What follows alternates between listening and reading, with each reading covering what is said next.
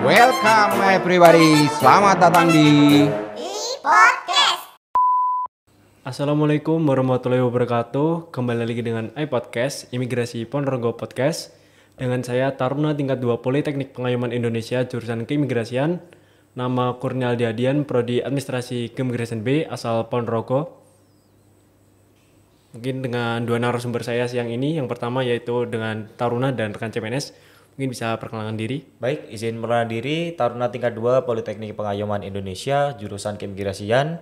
Nama Enggarika Faruriza, asal Wonogiri, Jawa Tengah.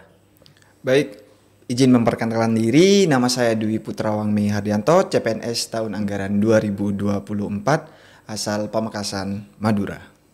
Oke, jadi kita udah perkenalan masing-masing nih ya. Mungkin sebelum kita ngobrol lebih jauh, mungkin kita bisa cerita dulu nih latar belakang kita dulu seperti apa sebelum kita menjadi seorang taruna atau menjadi CPNS itu gimana sih, mungkin bisa diselain dulu dari rekan Enggar terlebih dahulu. Baik, izin jelaskan, jadi sebelum saya menjadi seorang taruna, saya dulu merupakan salah satu pelajar di SMK Negeri 2 Wonogiri. Nah, saya merupakan jurusan otomotif, ya bisa dibilang mungkin hal ini tidak relevan ya dengan saat ini. Saya menimba ilmu di imigrasi, yakni tepatnya di Politeknik Imigrasi seperti itu. Atau mungkin saat ini bisa dibilang Politeknik Pengayuman Indonesia. Oke. Latar belakang pendidikan saya SMA di SMA 3 Pamekasan, dan saya sempat juga menyelesaikan kuliah saya di Institut Agama Islam Negeri Madura yang sekarang jadi UIN Madura, kayak gitu. Oke, jadi backgroundnya sama sekali nggak ada hubungannya dengan imigrasi nih ya? Ya, benar. Jadi mungkin semuanya yang bukan dari background imigrasi yang mau masuk imigrasi juga bisa lah. Imigrasi nggak memandang background kalian sebelumnya atau gimana buat masuk ke dalamnya. Oke, jadi kalian berdua ini kan kebetulan bukan orang Ponorogo nih. Iya. Terus mungkin baru masuk ke Ponorogo, terus lihat kantor imigrasi Ponorogo ini. Itu gimana sih kesan pertama kalian? Terus di sini kan juga banyak banget kegiatan-kegiatannya. Terus waktu kemarin kalian datang ke sini waktu ada event besar kayak Gerbek Suro, itu gimana sih menurut kalian tentang kantor ini tuh?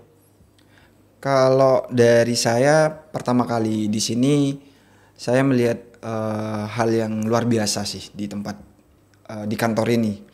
Kantor ini udah sangat maksimal, semuanya maksimal dan benar-benar plus di sini nih dari segi infrastruktur, terus juga pelayanan juga gitu udah luar biasa. Bisa dibilang kantor ini bisa menjadi contoh untuk kantor yang lain gitu, karena emang di sini nih udah benar-benar lengkap sih, menurut saya kayak gitu sih. Baik, kalau mungkin dari saya waktu pertama kali ya untuk terjun di sini, itu menurut saya mulai dari segi infrastruktur, kemudian pelayanan dan segala macamnya itu ya kurang lebih sama seperti yang dibilang dari Mas Awang tadi. Jadi mulai dari pelayanan untuk disabilitas, kemudian untuk lansia dan juga ibu hamil, kemudian lain sebagainya. Bisa dibilang untuk Kanim kelas 2 ya, Kanim kelas 2 dibandingkan dengan wilayah lain itu bisa dibilang sangat lengkap mulai dari fasilitas dan segala macamnya, dan hal ini mungkin bisa menjadikan contoh atau bisa menjadikan pedoman bagi kantor-kantor di wilayah lain atau mungkin khususnya di wilayah Jawa Timur seperti itu. Oke, jadi segitulah harapan atau kesan pertama kalian mengenai kantor ini yang ternyata ya udah cukup baik lah di mata kita semua ternyata. Iya.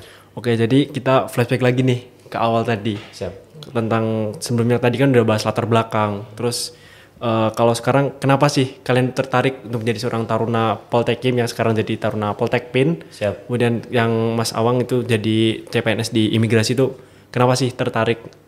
Mungkin bisa diselain dari Mas Awang. Oke. Kenapa saya tertarik untuk jadi bahasanya abdi negara ya? Iya, abdi negara. Abdi negara ya. Nah, ketika saya jadi abdi negara itu pikiran saya pertama adalah saya melayani masyarakat gitu. dan namanya saja melayani itu pasti banyak segi manfaatnya, terus dalam segi pahalanya juga dapat gitu, dan juga sangat apa ya, bisa membanggakan orang tua.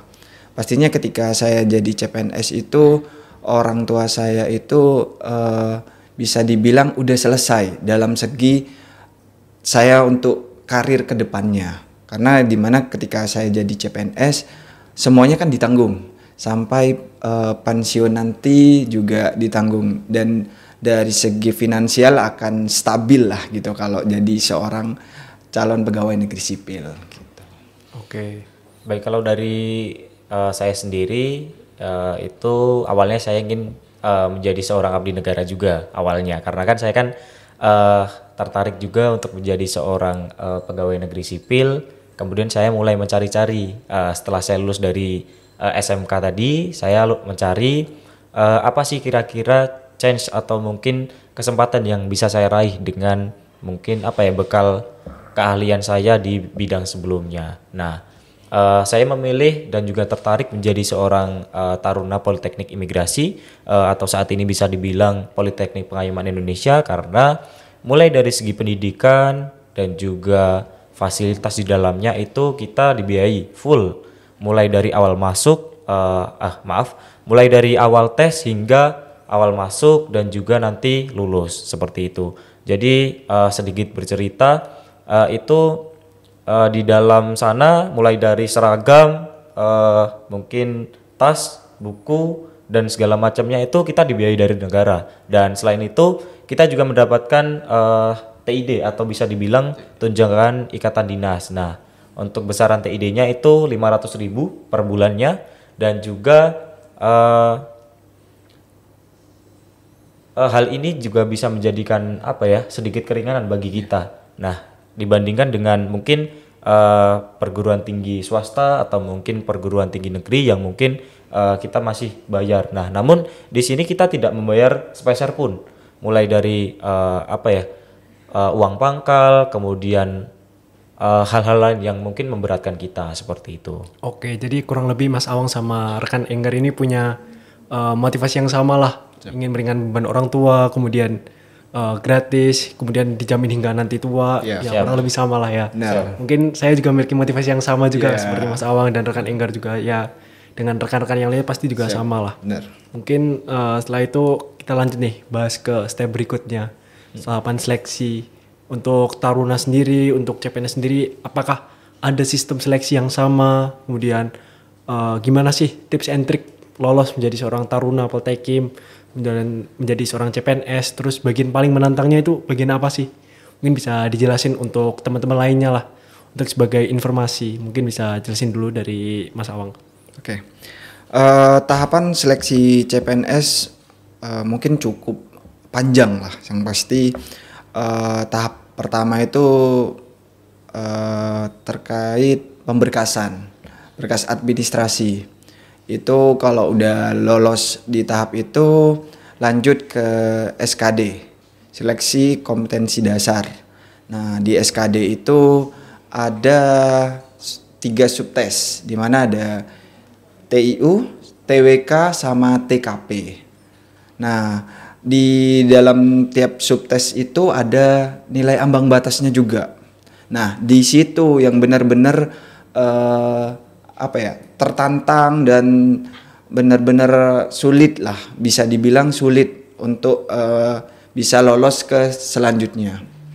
For your information juga, saya itu ikut CPNS udah lama, dari 2019, dan alhamdulillah lulusnya di 2024. Bayangkan udah ya sekitar 5 tahun lah. Belum lagi saya juga dulunya tertarik tuh di ikatan dinas.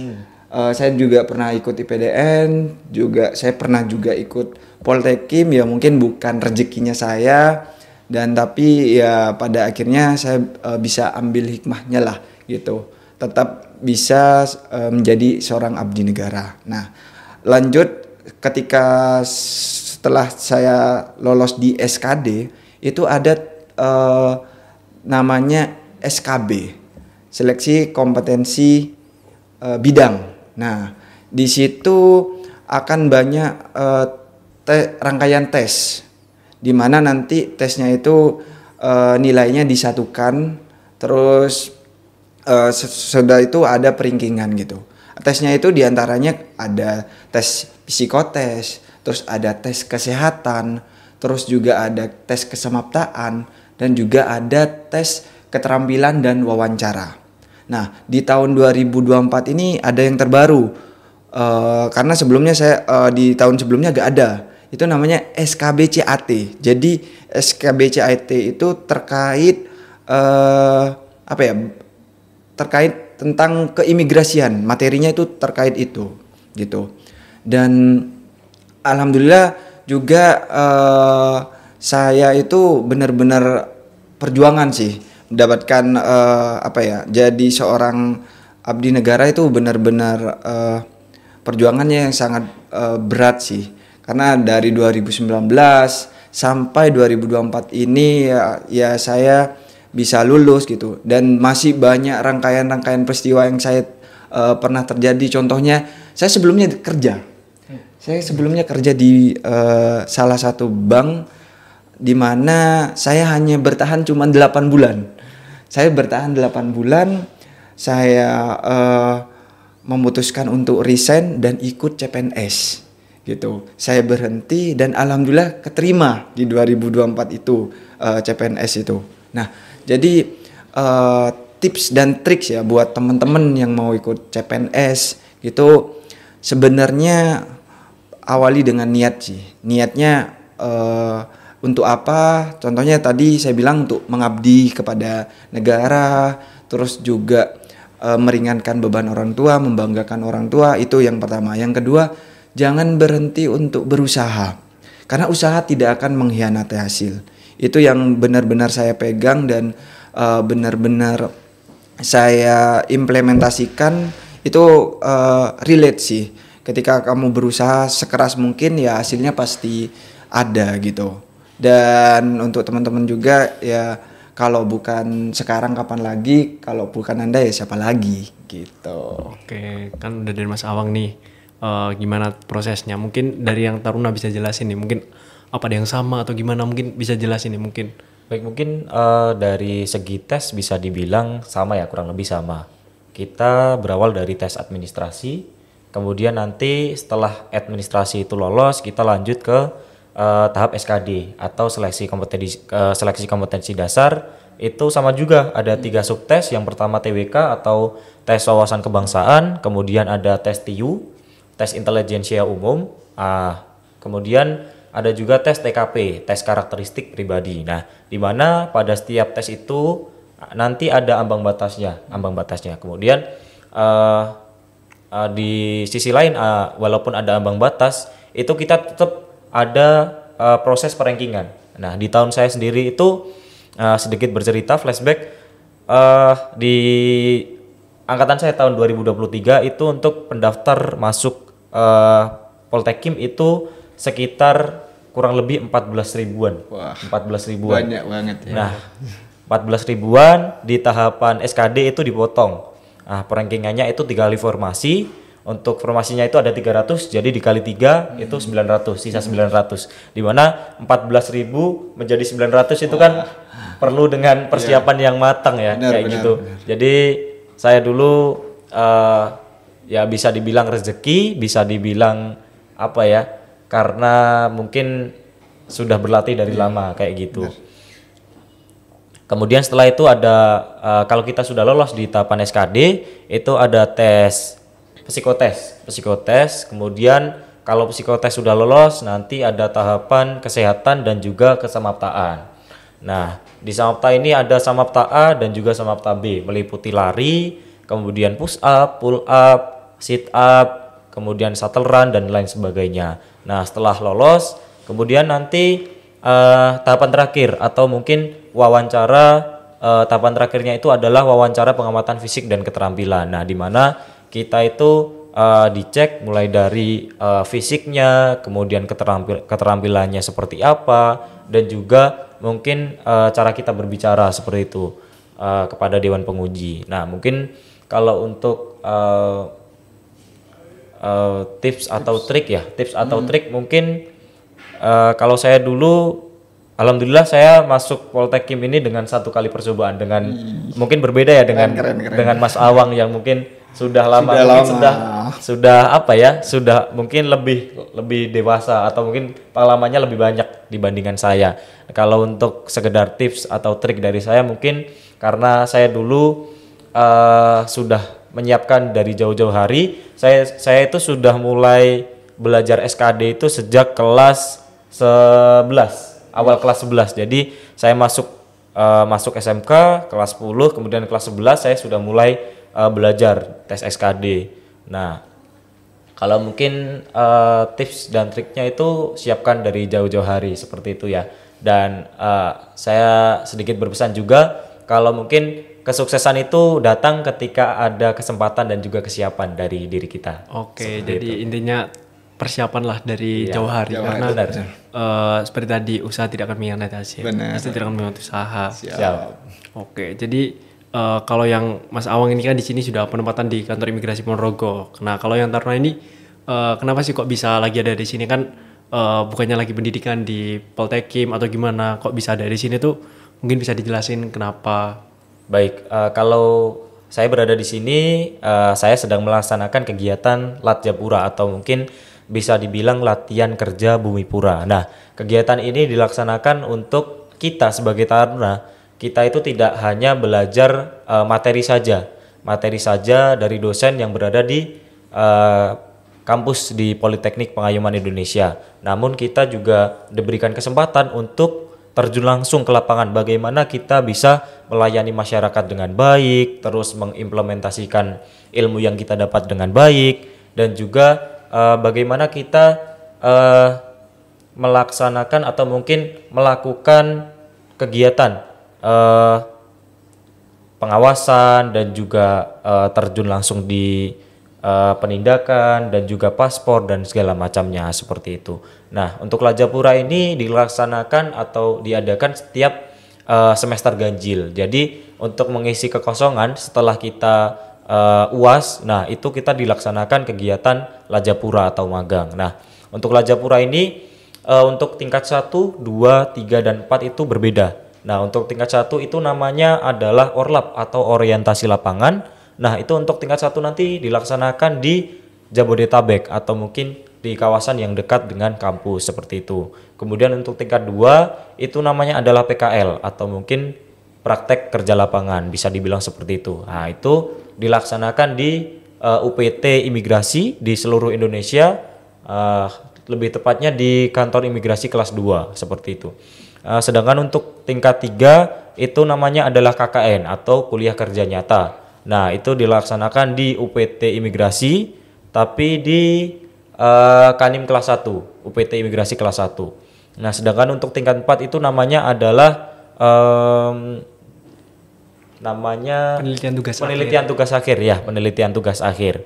Nah, itu penelitian tugas akhir itu dilaksanakan sesuai dengan lokusnya masing-masing, sesuai dengan penelitian skripsinya masing-masing, seperti itu. Oke, jadi Taruna lagi Latjapura lah, ya, benar. Apa singkatannya ya. Kemudian gimana sih kehidupannya menjadi seorang Taruna, kemudian kehidupan Mas Awang menjadi seorang CPNS itu dari awal lah, dari pas awal diterima sampai kemarin baru selesai orientasi kan. Ya, itu mungkin nanti bisa ceritain, kemudian Enggar bisa ceritain kehidupan Taruna lah, dari mungkin bangun pagi sampai tidur malam lagi, itu bisa diceritain.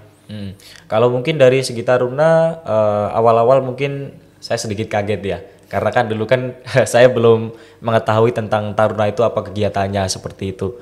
Mungkin kalau dari sedikit bercerita, kalau dari awal kegiatan Taruna itu dimulai dari jam 4 pagi. Jam 4 pagi kita sudah bangun, itu kita melaksanakan pengecekan pagi. Setelah itu kita melaksanakan ibadah sholat subuh, terus kemudian nanti kita balik ke asrama lagi. Setelah itu kita melaksanakan makan pagi dan nanti dilanjutkan dengan apel pagi.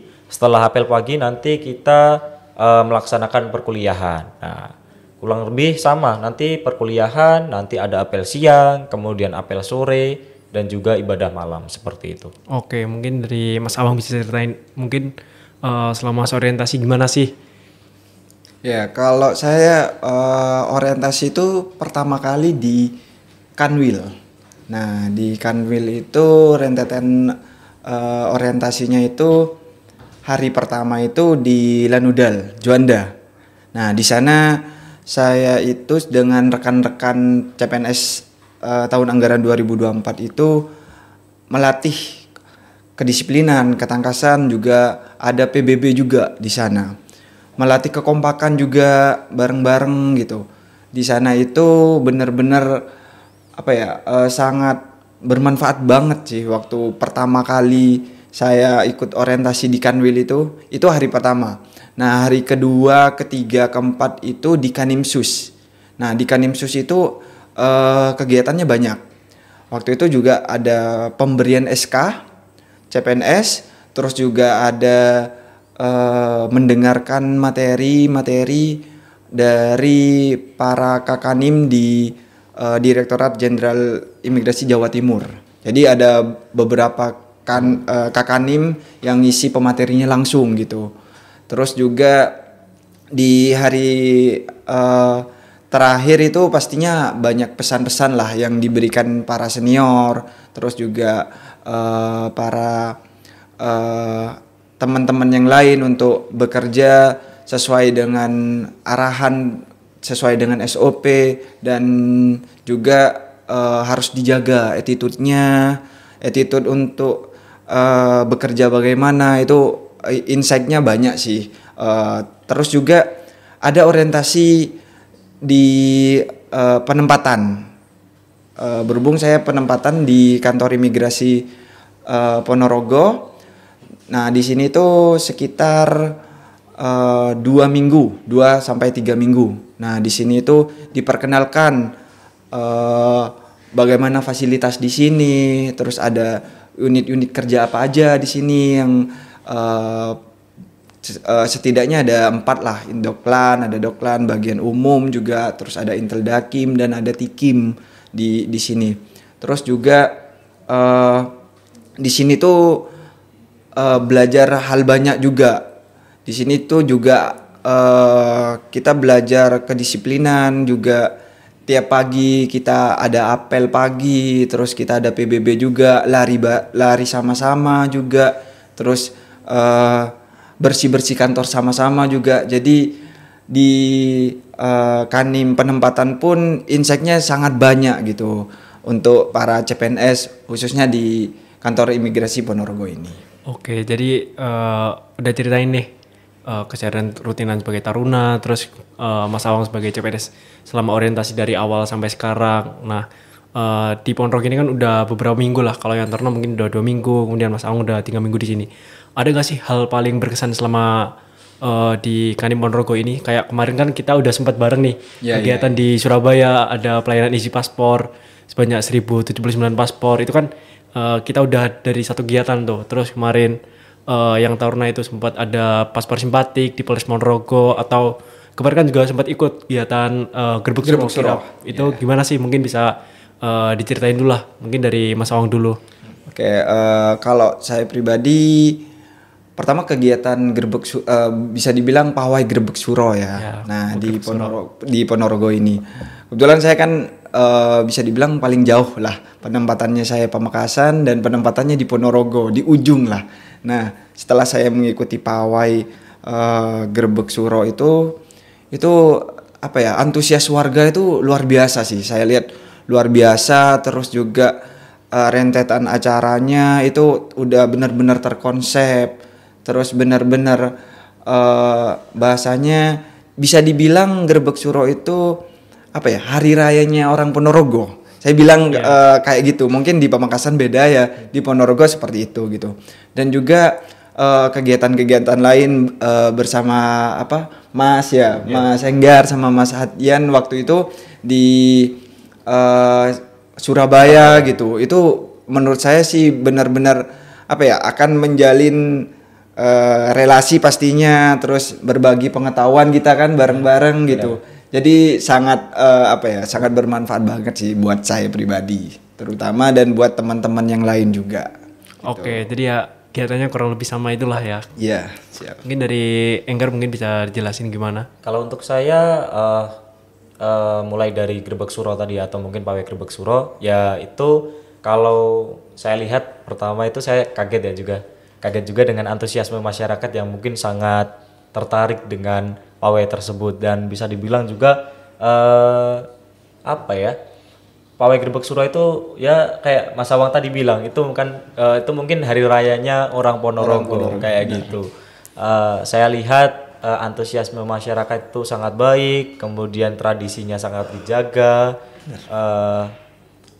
adat istiadat mungkin apa ya, dari segi adat istiadatnya dan juga tradisinya itu masih sangat terjaga dengan baik kayak gitu. Dan juga mungkin dari kegiatan kita kemarin yakni Easy Passport dan juga paspor simpatik yang kita laksanakan di Polres kemarin, mungkin hal itu juga dapat apa ya, memudahkan masyarakat seperti itu ya. Kalau mungkin dari Easy Passport itu kan kita datang langsung ke masyarakat.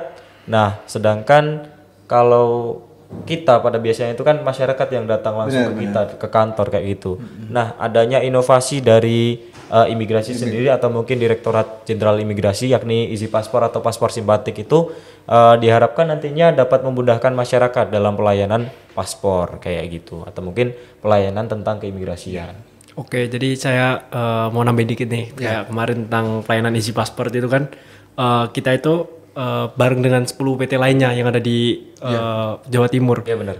Sebanyak 1079 paspor yang sangat banyak itu kan. Itu mungkin dari saya sendiri itu merasakan sinergitas. Kayak kita kan nanti ketemu dengan kanim-kanim lain, terus itu mungkin menambah relasi juga kan.